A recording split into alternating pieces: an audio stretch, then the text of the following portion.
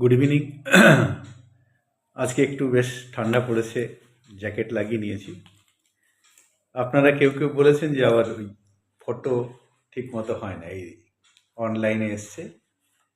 এবার আমি পেশাদার যারা ভিডিও করে ইউটিউব, ভাবছি একটা চ্যানেলও খুলে নেব। এটা এটা এসেছে, এবারের থেকে এই স্ট্যান্ডে লাগিয়ে ভিডিও হবে।